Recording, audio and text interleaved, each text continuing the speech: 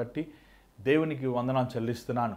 మరి ముఖ్యంగా ఈరోజు ఎంతోమంది సేవకులు అవ్వాలి, సేవ చేయాలి అని ఆశిస్తున్నారు. కానీ ఎలాగ సేవ చేయాలి, ఎలాగ సేవకు సిద్ధపడాలని ఒక అవగాహన లేని వారుగా ఉన్నారు. కానీ మరి దేవుడిచ్చిన ఈ మహాకృప ద్వారంగా యూట్యూబ్లో ప్రతిరోజు అవర్ ఆఫ్ ప్రేయర్ కార్యక్రమంలో ఒకరోజు సేవకుల కోసం డిసైపుల్షిప్ ట్రైనింగ్, ఒకరోజు కుటుంబంలో ఉన్న సమస్యల కోసం, ఒకరోజు ఆత్మీయ విశ్వాసములు ఎదిగే ప్రసంగాలు ఇవన్నీ కూడా మనం ధ్యానిస్తున్నాం. మరి మీరు రోజు వీక్షిస్తున్నారా? రోజు ఈ కార్యక్రమాలు వింటున్నారా? దేవుని పొందుతున్నారా? మీరు ఎంతోమంది ఫోన్లు చేస్తున్నారు, మీ ప్రార్థన తెలియపరుస్తున్నారు. దయచేసి గమనించండి. మీరు ఎవరైనా సరే నాతో మాట్లాడాలని ఆశిస్తే మరి స్క్రీన్ మీద కనబడుతున్న నెంబర్కి మీరు వాట్సాప్ చేయండి, లేకపోతే వాయిస్ మెయిల్ చేయండి.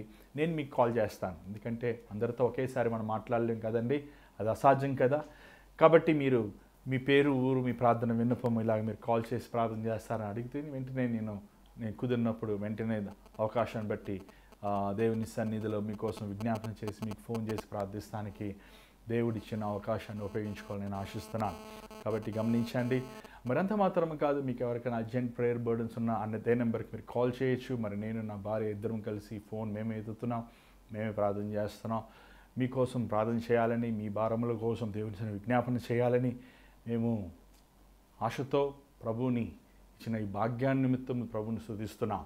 మరి ఈరోజు అవర్ ఆఫ్ ప్రేయర్ కార్యక్రమం ద్వారంగా మరొక ఎపిసోడ్ ద డిసైపుల్షిప్ ట్రైనింగ్లో దేవుడు మనతో ఏం మాట్లాడుతాడో మనం చూద్దామా? మరి ఈ కార్యక్రమంకి వెళ్ళక ముందు ఒక చిన్న ప్రార్థన. పరిశుద్ధమైన తండ్రి దయగల ప్రభా, మరొకసారి నీ పాసనలోకి వస్తున్నామయ్యా. దేవా, ఈరోజు ఎంతోమంది సేవకి సిద్ధపడాలని ఆశిస్తున్నారు. కానీ ఎంతోమంది ఒక సరైన అవగాహన లేక నీ పరిచర్య శక్తివంతంగా చేయలేకపోతున్నారయ్యా. తండ్రి, నన్ను నీ సులువు చోట మరుగుపరుచు ఈ సమయమున నువ్వు మాతో మాట్లాడు. అవసరమైన మాటలు, ఉపయోగకరమైన మాటలు, దీవెనకరమైన మాటలు, హెచ్చరికలు మాకు దయచేయమని యేసు నామములో అడుగుచున్నాం తండ్రి, ఆమేన్. మరి ఈరోజు మొన్న మనం కొన్ని ఎపిసోడ్స్లో మనం చూసాం దేవుని చిత్తం ఎలా తెలుసుకోవాలి, సేవ పిలుపు ఎలా మనం ఎలా పొందాలి, సేవ పిలుపు పొందుకున్నాక ఎలాగ మనం theology the God's laws, God's value, దేవుడిచ్చే ఆజ్ఞలు, కట్టడలు ఎలా తెలుసుకోవాలి, దాన్ని ఎలా ధ్యానించాలి అనే కొన్ని విషయాలు మనం ధ్యానించాము. అంత మాత్రం కదా, జనరల్ టాపిక్స్, సేవలో వచ్చి కొన్ని శోధనలు ఏంటి, సేవకి ఎలా మనం సిద్ధపడాలి అని అనేక విషయాలు మనం ధ్యానించాము. కానీ ఈరోజు ఒక చాలా ముఖ్యమైన అంశము మనం ధ్యానించబోతున్నాం. యేసు ప్రభుకి 12 మంది శిష్యులు, వారు ఎలాగ ప్రభువుని పిలిచారు అనేది మనం మత్తయి సువార్తలో మనం చూస్తున్నాం, మత్తయి 10వ అధ్యాయంలో మనం చూస్తున్నాం. కానీ వారి గురించి మనకి చాలా వరకు అవగాహన ఉంది. కానీ యేసు ప్రభు తన శిష్యుల్ని ఎలా ట్రైనింగ్ ఇచ్చారు అనేది మనము గమనించాలి. చాలా ముఖ్యమైనది. ఎందుకంటే యేసు ప్రభు తన 12 మంది శిష్యుల్ని 3.5 సంవత్సరములు తనతో పెట్టుకున్నాడు. ఎందుకు తనతో పెట్టుకున్నాడు? ఎందుకు తనతో తిప్పాడు?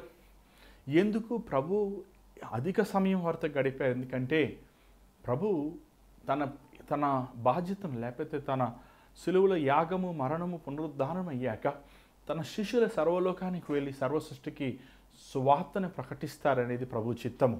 ప్రభు అని చూసి అన్నారు, మీరు నాకంటే గొప్ప కార్యములు చేస్తారు. యేసు ప్రభుకి 80 కిలోమీటర్లు మహా ఉంటే ఆ గలిలయ ప్రాంతం మాత్రమే తిరిగారైనా. కానీ మనం చూసిన శిష్యులు మనం చూసినట్లయితే వారు లోకమంతా వెళ్ళి ఒక్క సువార్తని లోకమంతా ప్రకటించారు. అది చాలా గొప్ప విషయం కదండి. ఒక 12 మంది దేవుని ద్వారా సిద్ధపరచబడిన సేవకులు భూమిని ఒక్క దుమ్ము దులిపారండి. నిజంగా యేసు ప్రభు ఎంత గొప్పవాడు. కానీ మన శిష్యుల జీవితంలో యేసు ప్రభుకి శిష్యులకు ఉన్న ఆ సంభాషణ మనం గమనించాలి. ఎందుకంటే చాలాసార్లు ప్రభు వారిని గద్దిస్తాం, వారిని సరిదిద్దుతాం, వారి యందు ప్రభు కోప్పడతాం. అల్ప విశ్వాసులారా, ఎంతకాలం మీతో ఉండాలి అని ప్రభు వారి విశ్వాస నిమిత్తం వారిని సరిచేస్తాం మనం చూస్తున్నాం.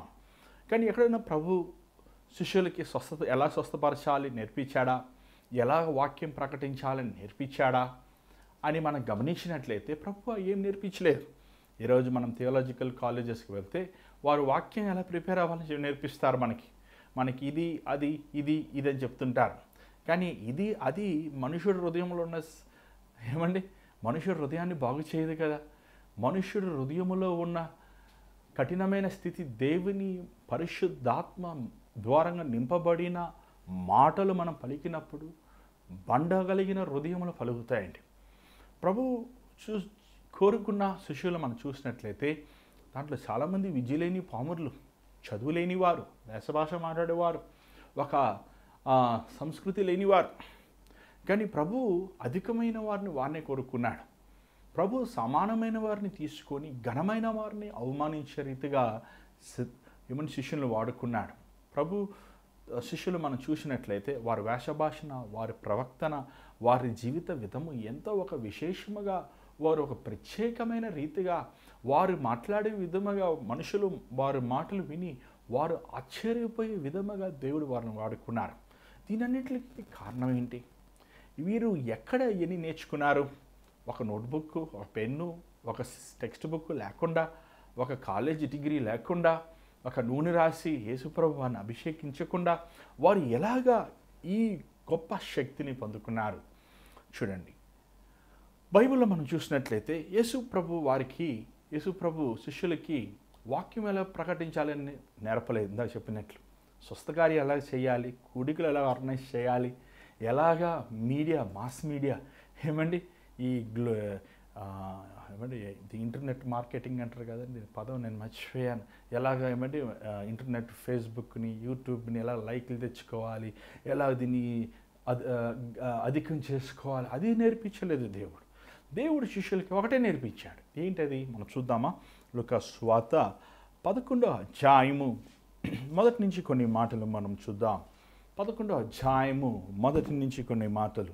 దయచేసి మీ బైబిల్ మీరు చూడండి, నాతో పాటు కూడా మీరు చదవండి. ఆయన ఒక చోట ప్రార్థన చేయుచుండెను. ప్రార్థన చాలించిన తర్వాత ఆయన శిష్యులలో ఒకడు, ప్రభువా, యోహాను తన శిష్యులకు నేర్పినట్టుగా మాకును ప్రార్థన చేయ నేర్పమని ఆయనను అడిగాను. చాలా చక్కని ప్రభు ఒక ప్రవక్తను మనం చూస్తున్నాం. ప్రభు శిష్యుల ఎదుట ప్రార్థించాడు. శిష్యులు బహిరంగంగా ప్రార్థించాడు, ఒంటరిగా ప్రార్థించాడు, ఏకాంతంగా ప్రార్థించాడు, సమాజముతో కూడినప్పుడు అందరి ముందు ప్రార్థించాడు.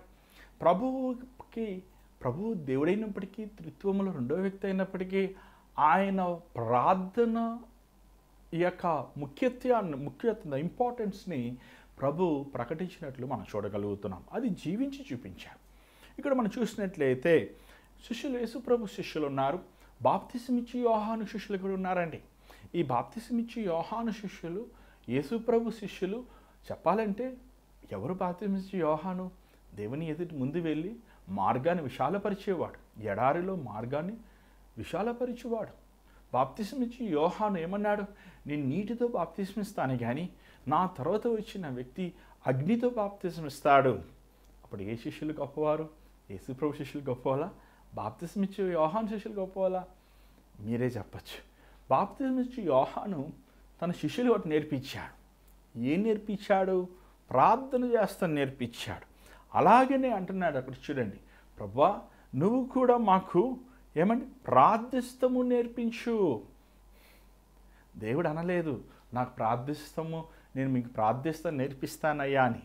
మీరు ప్రార్థన చేసుకోండి అయ్యా అని కూడా యేసుప్రభు శిష్యులకి చెప్పాలంటే గెత్సెమని తోట దగ్గర, లేకపోతే 1-2 ఆ సందర్భంలో ఆ అవకాశ సిచ్యువేషన్లో చెప్పినట్లు మనం చూస్తున్నాం. కానీ ఇక్కడ మనం చూసినట్లయితే శిష్యులే యేసుప్రభు దగ్గరికి వచ్చి, అయ్యా మాకు ప్రార్థిస్తాము నేర్పు.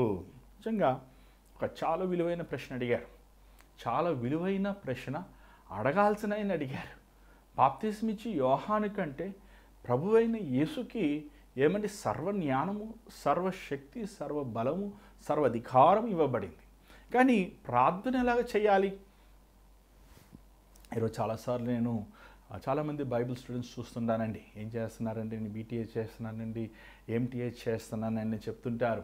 ఇలాగ నేను మాస్టర్ ఆఫ్ డివినిటీ చేస్తున్నానండి. ఒకసారి ఒక టెక్సస్లో ఒక ఆయనతో సంభాషిస్తూ మీరేం చేస్తున్నారని అడిగాను. నేను టెక్సస్ సెమినరీలో నేను ఎంటీహెచ్ చేస్తున్నాను అన్నాను. ఓ వెరీ నైస్ అన్నాను. వెరీ నైస్ అంటే ఒక ప్రశ్న అడగచ్చా అని అడిగాను. అడిగితే అలాగా మీరు ఎంతసేపు ప్రార్థన చేస్తారు అంటే ఆయన నా మొహం ఒకలాగే పెట్టి నా వైపు, నేను ప్రార్థన చేస్తామండి, మామూలుగా మనం 5 minutes 10 minutes చేస్తాం, దానికంటే ఎక్కువ ప్రార్థన ఎందుకు అన్న ప్రశ్న వేశాడు. నిజంగా ప్రార్థన అనేది the first most important step for every Bible student. ఏమంటే యేసు ప్రభువే తన శిష్యులకి నేర్పించింది ప్రార్థన. ప్రార్థన జీవితము చాలా ముఖ్యమైనది. మోకాళ్ళ ప్రార్థన, ఉపవాస ప్రార్థన, కన్నీటి ప్రార్థన, విజ్ఞాపన ప్రార్థన. ఏమండి ప్రార్థన లేకుండా ప్రార్థన చేస్తాం ఇష్టం లేదనుకోండి, దయచేసి అలాంటి వారు మీరు సేవ చేయొద్దండి. సేవ చేయాలనుకుంటున్నాం కానీ మనం ప్రార్థన చేస్తానికి ఇష్టపడతలేదు.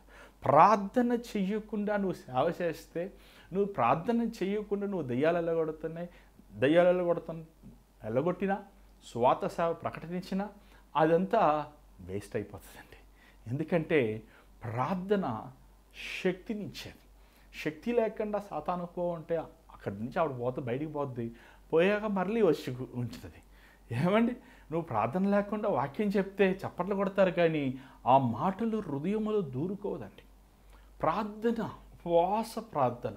యేసు ప్రభు దేవుడైనప్పటికీ, ఆయన తండ్రి కుడిపార్శ్వన కూర్చునున్నవాడు అయినప్పటికీ, ఆయన మానవుడిదారిగా ఉన్నప్పుడు మానవుడికి వచ్చిన శోధనలను, మానవుడికి వచ్చిన పోరాటాలను, మానవుడికి వచ్చిన సమస్యలను ప్రార్థన ద్వారా జయించాడు. యేసు ప్రభు మనవలే యవనస్తుడిగా ఉన్నాడు. యవనాశలు లేవా? యవనిచ్చలు లేవా?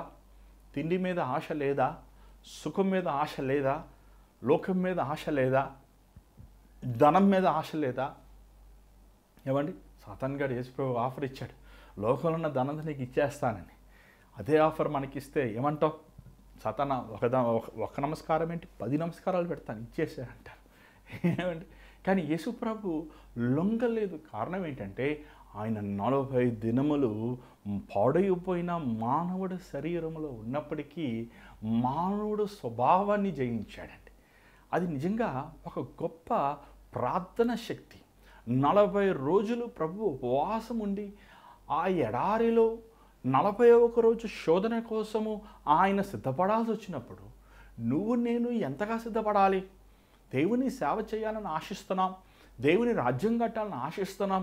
కానీ నిజమైన దేవుని సేవ చెరలో ఉన్నవారిని, అపవాది చేతిలో ఉన్నవారిని, సాతాను ద్వారంగా బంధించబడిన వారిని విడిపిస్తమే కదా. ఎంత ప్రార్థన శక్తి ఉండాలి నీకు? నువ్వు ప్రార్థిస్తున్నావా? ఉపవాసం ఉండి ప్రార్థిస్తున్నావా? వేకువజాము లేసి ప్రార్థిస్తున్నావా? సేవ పరిచర్యకు వెళ్ళకముందు నువ్వు ప్రార్థిస్తున్నావా? సేవ పరిచర్య ముగించాక మరలా నువ్వు ప్రార్థిస్తున్నావా? చూడండి యేసు ప్రభు తన శిష్యులకి ఎలాగ ప్రార్థన చేయాలో నేర్పించాడు. కానీ విచారమైన సంగతి ఏంటంటే ఈ రోజుకు కూడా చాలా క్రైస్తవ లోకంలో అనేక సంఘాల్లో ఇదే ప్రార్థన చెప్తుంటారు. పరలోకముందు ఉన్న మా తండ్రి, నీ నామం పరిశుద్ధపరచును గాక అనే పుస్తకం చూసి అయ్యగారు అదే ప్రార్థన చెప్తారు, విశ్వాసులు అదే ప్రార్థన చెప్తారు. ఏమండి ప్రార్థన అనేది ఏమండి దేవునితో సంభాషణ అండి. దేవునితో నువ్వు మాట్లాడుకుంటాం.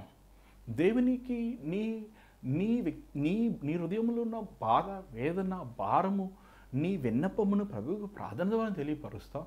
అంత మాత్రమే కాదు, ప్రార్థన అయిపోయాక, నీ ప్రార్థన అయిపోయాక దేవుడు చెప్పే జవాబు మనం వినేలా ఉండాలి. ఇది సంభాషణ, it's dialogue between God and you. ఏదో ఒక పుస్తకం చూసి చదివేది కాదు. ఏమంటే ఇదో ఈరోజు మీ నాన్నగారితో మీరు మాట్లాడాలనుకోండి, మీ అమ్మగారితో మాట్లాడాలనుకోండి, పుస్తకం తీసి నాన్న బాగున్నావా, పేజ్ నెంబర్ 59, ఏమండి పారాగ్రాఫ్ 2, అమ్మ అన్నం తిన్నావా అంటారా? ఏమండి అమ్మగారితో నాన్నతో మనం మాట్లాడుతున్నప్పుడు ఎంత స్వేచ్ఛగా మాట్లాడుకుంటాం. కొన్నిసార్లు ఏమండి చాలామంది పుట్టింటికి వచ్చాక స్త్రీలు, సహోదరులు వాళ్ళ అమ్మగారిని చూసి చాలా రోజులు అయ్యాక 2 రోజులు 3 రోజులు కూర్చుని గలగలగలగలని మాట్లాడుకుంటుంటారు. ఎంత సంతోషంగా మాట్లాడుకుంటారు, ఎంత ఆనందంగా మాట్లాడుకుంటారు. ఒక అమ్మతో ఒక నాన్నతో నువ్వు మాట్లాడినప్పుడు నువ్వు ఎంత ఆనందం పొందుతున్నావో, నువ్వు దేవుని సన్నిధిలో మోకరించి ప్రార్థిస్తున్నప్పుడు నువ్వు అదే ఆనందాన్ని పొందుకోగలుగుతున్నావా? ప్రార్థన మనల్ని దేవునికి సమీపంగా చేస్తుంది. మనము దేవుని సారూప్యములో దిద్దబడటానికి, దేవుని మనసు కలిగి ఉండటానికి, ఇంకో మాటలో చెప్పాలంటే మనం ఎంతగా ప్రార్థిస్తామో అంతగా ఈ లోకములో ఉన్న సాతాను శోధనను మనం జయించేవారుగా ఉంటాం. చాలాసార్లు చాలామంది చెప్తుంటారు, అయ్యా మేము సేవకు వచ్చున్నాం, మేము బైబిల్ ట్రైనింగ్ తీసుకుంటున్నాం, అయ్యా మేము సేవ చేయాలని ఆశిస్తున్నాం, కానీ నాలో ఒక బలహీనత ఉంది అయ్యా, ఏంటి సినిమాలు చూస్తానయ్యా, నాలో బూతి మాటలు మాట్లాడుతానయ్యా, అయ్యా నాలో ఈ బలహీనత ఉందయ్యా, అయ్యా నాలో ఆ బలహీనత ఉందయ్యా. నువ్వు బలహీనతలు పెట్టుకుని సేవకేం పనికొస్తావు? యేసు ప్రభు సేవ చేసినప్పుడు ఆయనలో బలహీనతలు లేవు కదా. యేసు ప్రభు శిష్యులు సేవ చేసినప్పుడు వారిలో బలహీనతలు తొలగిపోయినాయి కదా.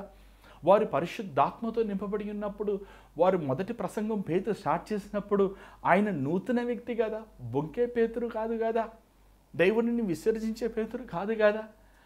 ప్రభు కోసం పునరుద్ధారణని యేసుని చూసినప్పటికీ మళ్ళీ చేపలు పట్టుకోవడానికి వెళ్ళిపోయిన పేతురు కాదు, అతను నూతన పేతురు. నువ్వు సేవ చేస్తానంటున్నావు, నువ్వు వాక్యాన్ని ప్రకటిస్తానంటున్నావు, కానీ పాత వ్యక్తిగానే ఉంటూ పాత మనస్సుతోనే నువ్వు సేవ చేస్తున్నావు. కాబట్టి నీ సేవలో అభివృద్ధి లేదు. ఏం చేయాలి? ప్రార్థన చేయి. ఒక స్టూడెంట్గా ఒక దేవుని సేవ చేయాలని ఆశ ఉన్నప్పుడు నువ్వు ఉపవాస ప్రార్థన అభ్యాసం చేసుకో. దేవుని సన్నిధిలో కన్నీటితో ప్రార్థిస్తాను నేర్చుకో. కన్నీటి ప్రార్థన ప్రభు సింహాసాన్ని కదిలిస్తుంది. నీ డంబముతో, మాటలతో, గర్వముతో, అతిశయమైన హృదయముతో, నీలో ఉన్న మంచితనమును నువ్వు చూసుకుంటూ నిన్ను పొగుడుకునే ప్రార్థన దేవుడు అసహించుకుంటాడు. విరిగిన హృదయముతో ప్రార్థిస్తాం నేర్చుకో. నలిగిన మనసుతో ప్రార్థిస్తాం నేర్చుకో. ప్రార్థన చాలా ముఖ్యమండి. ఈరోజు ఈ ప్రార్థన అనేది చాలామంది అభ్యాసం చేసుకోకుండా ఉన్నారు. ప్రార్థించేవాడు ఏమంటే దేవుని అడుగుతున్నాడు. నువ్వు దేవుని అడిగేవాడివైతే నువ్వు మనుషుల్ని అడగవు. నువ్వు దేవుని యందు విశ్వాసం ఉంచేవాడివైతే మనుషుల మీద విశ్వాసం ఉంచవు. నువ్వు దేవుని యందు నీ నమ్మకము, నీ దృష్టి ఉంచినవాడివైతే మనుషుల మీద ఆధారపడవు. యేసు ప్రభు కొన్ని ఉపమానం దీన్ని మనకి చెప్పినట్లు కొన్ని ముఖ్యమైన సంగతులు ప్రార్థన గురించి చెప్పినట్లు మనం చూడగలుగుతున్నాం. మత్తయి సువార్త 6వ అధ్యాయము 5వ వచనం. దయచేసి మీ బైబిల్ తెరవండి, మాతో పాటు మీరు కూడా కలిసి చదవచ్చు. మరి ఎంతో ముఖ్యమైన, నేను చూడండి, నేను ఏ టెక్స్ట్ బుక్ ఫాలో తెలియదు, నేను ఏమీ అవుట్ ఆఫ్ సిలబస్ ఏం లేదండి, ఒట్టి సిలబస్సే మన బైబిల్లో ఉన్న మాటలు ఏమి చెప్తున్నాను. దయచేసి మీరు మీ బైబిల్ తెరవండి. బైబిల్ నువ్వు కరెక్ట్గా చదువుతాయండి, నీకు ఏ పుస్తకం అవసరం లేదు. ఎందుకంటే దేవుడు తన పరిశుద్ధ వాక్యంలో ఏమేమి కావాలో మనకు అవసరమైనవో ఆ రోజే ఆయన సిద్ధపరిచాడు. మత్తయి సువార్త 6వ అధ్యాయము 5వ వచనం. దయచేసి చదవరా. మరియు మీరు ప్రార్థన చేయనప్పుడు వేషధారుల వలె ఉండవద్దు, మనుషులకు కనబడవలనని సమాజ మందిరములలోనూ వీధుల మూలల్లోనూ నిలిచి ప్రార్థన చేయుట వారికి ఇష్టము. వారు తమ ఫలము పొంది ఉన్నారని నిశ్చయముగా మీతో చెప్పుచున్నాను. నీవు ప్రార్థన చేయనప్పుడు నీ గదిలోనికి వెళ్ళి తలుపు వేసి రహస్యమందున నీ తండ్రికి ప్రార్థన చేయము. అప్పుడు రహస్యమందు చూచి నీ తండ్రి నీకు ప్రతిఫలం ఇచ్చును. ఏమండి, మీరు ఆన్లైన్లో చూస్తున్నారా? ఒకసారి మాకు ఇంటర్నెట్ కొన్ని ఇష్యూస్ ఉన్నాయి, మీరు వస్తున్నారా, జస్ట్ చూస్తున్నారా లేదని మీరు లైవ్ చాట్లో మేము రెస్పాండ్ అవ్వండి కొంచెం. ఒకవేళ మీరు ఉంటే ఎస్, థ్యాంక్ యూ. ఇక మనం చూసినట్లయితే దేవుడు అంటున్నాడు, మీరు ప్రార్థించినప్పుడు గదిలోకి వెళ్ళండి. చాలాసార్లు ఏమండి పరిచయాలు మనం చూస్తుంటాం, వారు పెద్ద అంగీలు వేసుకొని ఓ ప్రభువా, అంత అవసరమా? ప్రభు అంటే సరిపోదా? ఏమండి వీరిని దీవించు ఓ అంటే అబ్బో అయ్యగారు చాలా పెద్ద అయ్యగారు ఏదో చేసేస్తున్నారు ఇట్లా. ఏమండి కాదు, గదిలోకి వెళ్ళి రహస్యமாக గదిలోకి వెళ్ళి తప్పు చేస్తుంటారు. గదిలోకి వెళ్ళి ఆయన అశ్లీలమైన దృశ్యాలు చూస్తుంటారు. గదిలోకి వెళ్ళి కొట్లాడుకుంటారు, దొంగతనాలు చేస్తుంటారు, గదిలోకి వెళ్ళి మోసాలు చేస్తారు. గదిలోకి వెళ్ళి తలుపు వేసుకొని ఏమండి ఒక ఆయన ఆటం బాంబు కనిపెట్టాడంట. ఏమండి కానీ గదిలోకి వెళ్ళి నువ్వు మోకరించి రహస్యముగా నీ పరలోక తండ్రికి నువ్వు ప్రార్థించు. ఏమండి ఈ గుంపుల్లో కొంచెం గ్రూప్ ప్రేయర్స్ అంటుంటారు. ఈ గ్రూప్ ప్రేయర్స్ ప్రార్థన చేయమని గల అని గంటల సేపు చేస్తుంటానండి. అంటే ఏంటర్థం తెలుసా? వాళ్ళకి ఒంటరి ప్రార్థన లేదన్నమాట. ఏకాంతంగా ప్రార్థించేవాడు గుంపులో చిన్న ప్రార్థన చేస్తాడు. యేసుప్రభు చూడండి, వెరీ గ్రేట్ ఎగ్జాంపుల్. ఆయన ఒంటరిగా ఏకాంతంగా ప్రార్థన చేశారు. లాజర్ దగ్గరికి వెళ్ళి, సమాధి దగ్గరికి వెళ్ళి, ఓ లాజరు బయటికరా, ఓ లాజరు బయటికరా అని అరవలేదు కదా. లాజరు బయటికి రా వచ్చేసాడు. ఏమండి 5 రొట్టెలు 2 చేపలు, ఓ ప్రభా నీకు తెలియాలా, నేను నీ ఎంత సేవకుని తెలియదా, మీరందరూ తెలియాలి ప్రభా అని ఆడ గింజుకున్నాడా? గింజుకోలేదు. దేవుని వాక్యం సెలవిస్తుంది 5 రొట్టెలు 2 చేపలను ఎత్తుకొని స్తుతులు చెల్లించి తినటన్నాడు. అంత శక్తిమైన కార్యములు యేసు ప్రభు మానవధారగా ఉన్నప్పుడు ఎలా చేయగలిగాడు? ఎలాగ శూర కార్యాలు చేయగలిగాడు? ఆ దెయ్యం పట్టిన స్త్రీ ఆమె వచ్చి ప్రభువుని, కానాను స్త్రీలో వాళ్ళ కుమార్తె దెయ్యం పట్టినప్పుడు ఆ ప్రభువుని వేడుకుంటున్న ప్రభు ఏమన్నాడు తెలుసా? అని చివరిగా అంటాడు, నువ్వు వెళ్ళు, నీ కుమార్తె స్వస్థపడింది. ఆ కుమార్తె ఏమండి సీదోనులో ఉంది, ఈమె యెరూషలేములో ఉంది. కానీ ప్రభు ఇక్కడ మాట్లాడితే అక్కడ కార్యం జరుగుతుంది. ఎంత శక్తిమంతుడో చూడండి. శతాధిపతి అంటున్నాడు, అయ్యా నువ్వు శక్తిమంతుడు అయ్యా, నువ్వు మాట సెలవు సరిపోద్ది, నువ్వు ఇబ్బంది శ్రమ తీసుకోవద్దు, నువ్వు ఇంటికి వచ్చి నా కుమారుడి మీద నా పనివాడి మీద నువ్వు చెయ్యి పెట్టి నూనె రాసి ప్రార్థన చేయాలంత అవసరం లేదయ్యా నీకు. ఎందుకు? ప్రభు అంత శక్తి కలిగింది. ఎందుకంటే ప్రార్థనలో ఆయన శక్తిని పొందుగా రూపాంతర కొండపైన ఆయన ప్రార్థిస్తున్నప్పుడు ఏమండి ఆయన వస్త్రములు ధవలవంత వల్ల ప్రకాశించింది.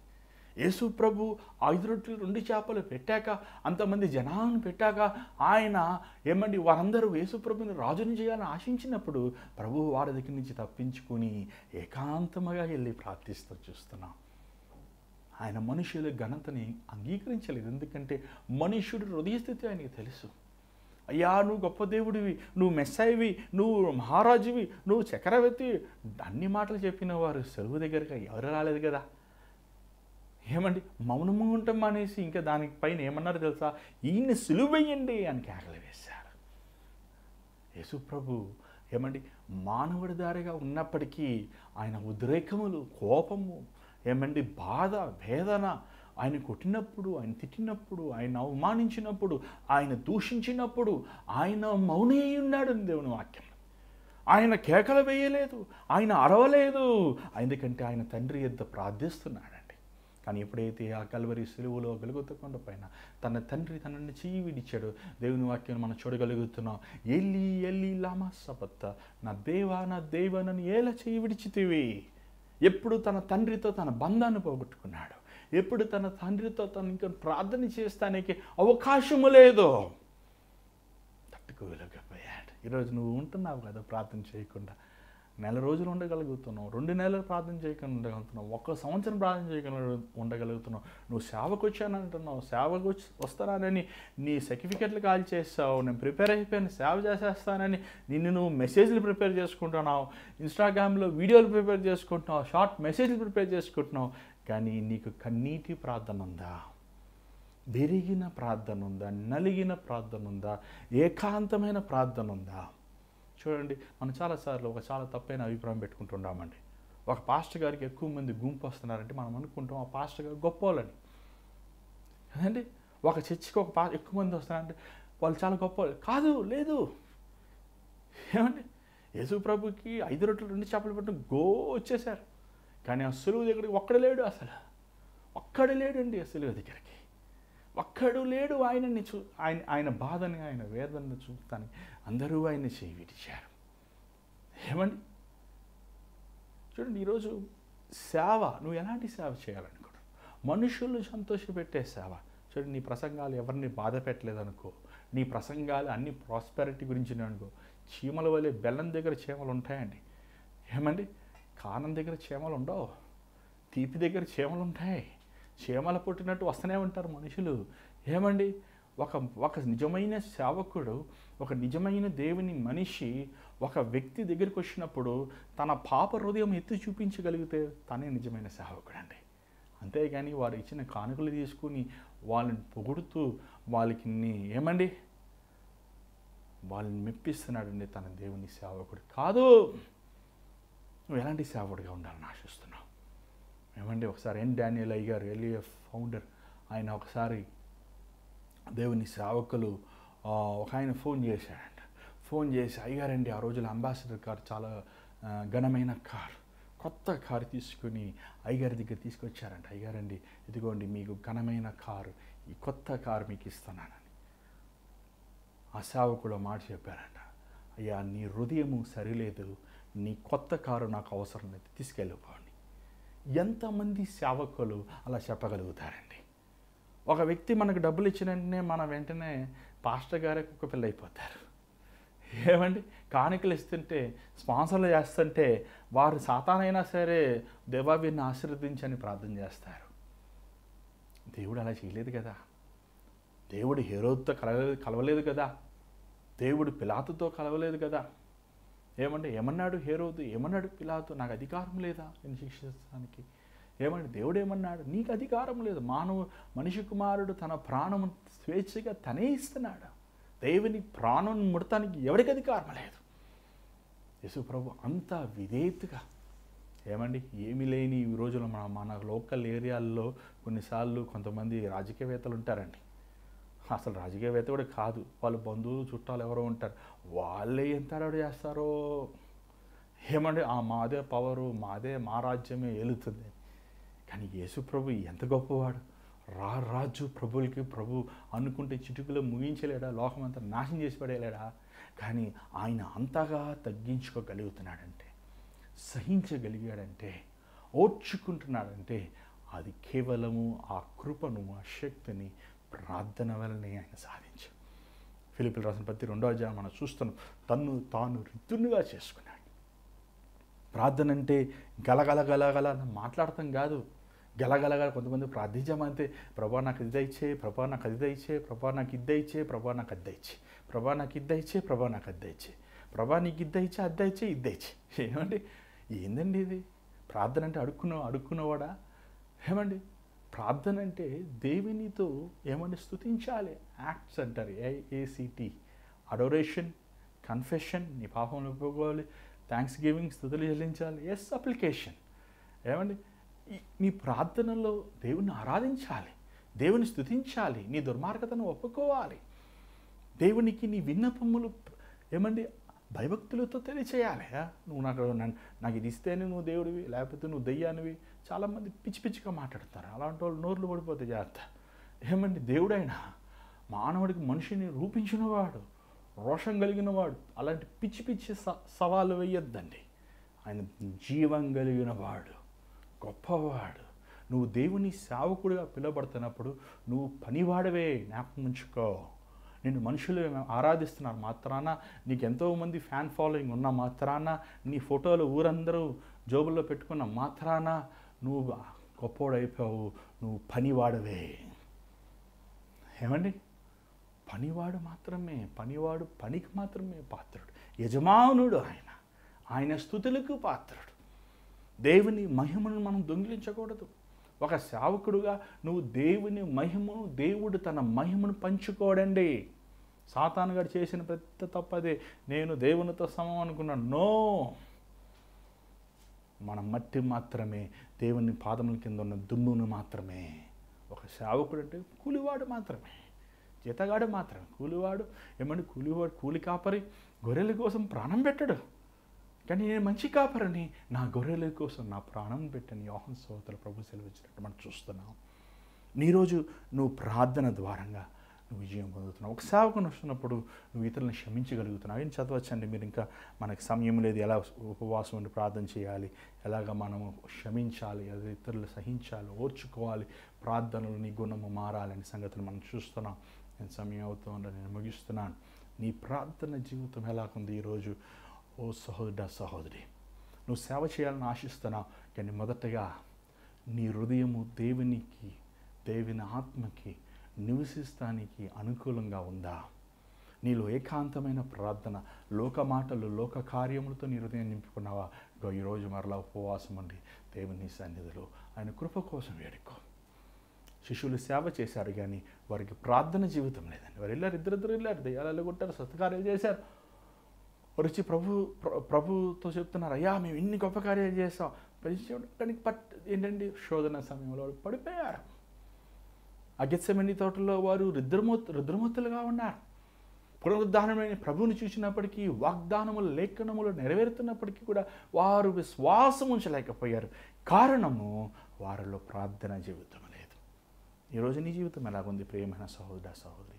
నువ్వు దేవునితో ఏక మనస్సుతో, ఏక హృదయముతో ప్రభువు చిత్తము. ఏమంటే ప్రార్థన చేస్తున్నప్పుడు నా చిత్తమే కాదు, నీ చిత్తమే. యేసుప్రభు ఏమన్నాడు గెత్సేమనే తోటలో? ఆయన ప్రార్థిస్తున్నాడు, తండ్రి ఈ పాత్ర నీ చిత్తమైతే తొలగించు, అయినప్పటికీ నా చిత్తం కాదు నీ చిత్తమే. చూడండి, నువ్వు 100 రిక్వెస్ట్లు పెట్టుకోవచ్చు ప్రార్థనలో, కానీ దేవుని చిత్తంకి అనుకూలంగా నీ హృదయం మాత్రమే ప్రార్థన. అంతేగాని నీ విన్నపములన్నీ దేవుడు చేయాలనేది రూల్ ఏమి లేదు. ఆయన దేవుడు. ఈరోజు నీ జీవితం దేవునికి ఇస్తావా? నీ బ్రతుకు దేవునికి సమర్పించుకుంటావు. ఒకలోతైన రక్షణ జీవితం, మారుమనసు జీవితం, పరిశుద్ధమైన బ్రతుకు కలిగి నీ ప్రార్థన జీవితంతో నీ విశ్వాసమైన జీవితాన్ని కట్టుకుంటావా? ప్రార్థించేవాడు చింతించడు, చింతించేవాడు ప్రార్థించాడు. ఏమండి? ప్రార్థించేవాడు భయపడడు, భయపడేవాడు ప్రార్థన చేయడు. నీలో ప్రార్థన జీవితం ఉందా? ఒకసారి పరీక్షించుకో. ప్రతి స్థలంలో ఉంచండి, ప్రార్థన చేద్దాం. పరిశుద్ధమైన తండ్రి, దయగల ప్రభా, దేవా, నువ్వు ఒక గొప్ప మాదిరిగా శిష్యులకి ప్రార్థన నేర్పించావు అయ్యా. అయ్యా, ఈరోజు మాకు కూడా నువ్వు ప్రార్థన నేర్పిస్తున్నావు. ఆత్మతో సత్యముతో మేము ప్రార్థించేవారుగా ఉండటానికి సహాయం చేయనైనా. అయ్యా, మూలుగులతో అయ్యా నైనా విజ్ఞాపమైన ప్రార్థన మాకు నేర్పయ్యా. ఒంటరి ప్రార్థన మాకు దయచేయనైనా. కన్నీటి ప్రార్థన మాకు దయచేయనైనా. దేవా, మా హృదయ స్థితిగతులు నిన్న మేము కళ్ళు మూసుకున్నప్పుడు మా హృదయంలో ఉన్న కంపు రోత మాకు కనబడటానికి సహాయం చేయనైనా.